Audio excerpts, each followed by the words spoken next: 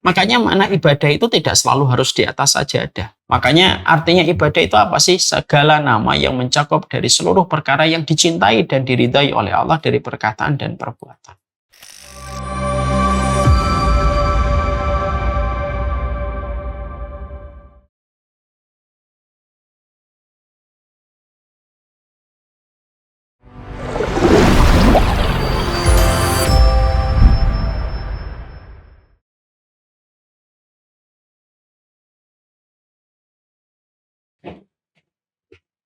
Kalaulah kita melihat bagaimana kapasitas seorang ahli ibadah di dalam ibadah mereka, maka sesungguhnya kita begini yang simpelnya Ibu.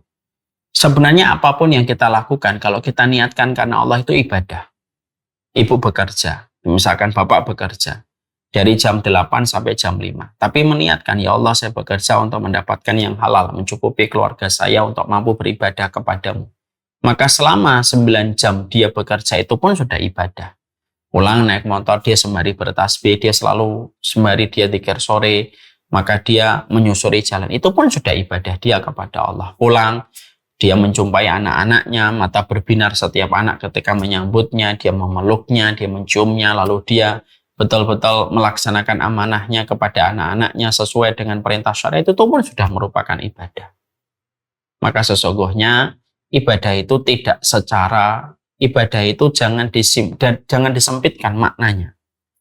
Kalau kita mendapati ada ahli ibadah yang sepanjang malam dia beribadah kepada Allah, tidurnya 3 jam, ya kalau mampu itu merupakan keutamaan.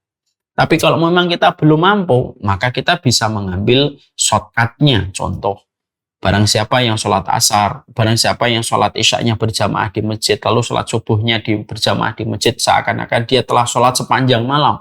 Itu pun juga merupakan sebuah ibadah kan? Maka sesungguhnya itu cara kita memaknai setiap gerak yang kita lakukan itu kita niatkan untuk Allah itu pun sudah ibadah. Saya jujur ya mengatakan, saya terkadang kalau pagi, kadang-kadang kita harus cepat segera balik ke rumah. Walaupun ya kadang-kadang bisa menyelesaikan dzikir dulu, dzikir pagi baru pulang. Ya, tapi saya jarang sekali bisa mengikuti sampai syuruk. Ya, karena berbagai macam hal yang harus saya lakukan ketika waktu syuruk itu banyak. Ya, dari gantian ya, biasanya kalau subuh ngajak anak-anak ini, terus kemudian kalau sudah selesai nanti habis dzikir pagi pulang, meletakkan Ja'far, siap-siap sekolah, Basam, siap-siap sekolah, digantikan Noman, gantiin yang kecil-kecil untuk mutar-mutar komplek. Kadang-kadang syuruk itu sulit saya kerjakan. Nah tentunya kalau saya memaksakan untuk mengerjakan itu, maka kasihan istri saya dengan berbagai macam kegiatan menumpuk-numpuk yang harus dilakukan sendirian itu. Maka saya lalu menceritakan sama Allah, ya Allah, saya ini jarang sekali bisa syuruk gitu. Ya, pengen sekali bisa syuruk, tapi nggak bisa syuruk gitu ya. Misalkan syuruk sekarang 5.50, saya nggak bisa sampai 5.50 karena banyak yang harus menunggu di rumah. Maka saya niatkan, ya Allah, menemani anak, menggonceng anak, mengajak anak mutar-mutar sembari kita ngobrol kepadanya. Saya niatkan itu ibadah saya. Dan saya tahu bahwasanya apapun yang diniatkan untuk mendapatkan ridhonya Allah itu pun sudah ibadah kita kepada Allah. Ibu pagi hari tidak bisa untuk suruh ke masjid gitu misalkan. Karena ibu harus mempersiapkan sekolah anak, memasak untuk anak, menyusui anak. Kalaupun itu ibu niatkan karena ibadah, karena Allah pun itu sudah ibadah kepada Allah. Makanya makna ibadah itu tidak selalu harus di atas sajadah. Maknanya ibadah itu apa? Ismun jami'un lima yuhibbuhullah wa yardah minal aqwal wal af'al adh-dhahirah wal batinah. Makanya artinya ibadah itu apa sih? Segala nama yang mencakup dari seluruh perkara yang dicintai dan diridhai oleh Allah dari perkataan dan perbuatan. Ya ketika kita memasak untuk suami kita itu kan dicintai oleh Allah, itu pun ibadah. Ketika kita merawat anak-anak yang Allah kirimkan untuk kita, itu pun sudah merupakan ibadah kita kepada Allah. Maka disitulah kita akhirnya paham. Nah, disitulah kita mengerti.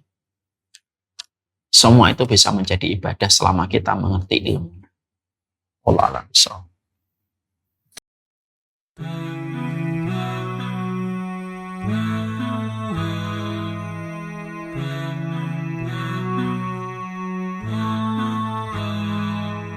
We never never knew a love like this before. When you leave it in Allah's plan, He can take you to places you never know. So we leave it all in His hands. He brought me light when I couldn't see, and my deen was incomplete. But that all changed when I met you, to complete half my deed. Barakallah, it's all from above, from the moments that we share. Barakallah, we've come this far, then in Jannah we will share. Barakallah, it's all from above, from the moments that we share. Barakallah, we've come this far, then in Jannah we will share. I will always be there for you, no matter what will be. I know Allah is there for us. His love will always be here. He brought us light when we couldn't see, and our deen was incomplete. Now that's all changed. Now we have each other, completed half our deen. There is a reason why we catch feelings, and our feet haven't touched the ground. Cause I got you and you got me, completing half our deen.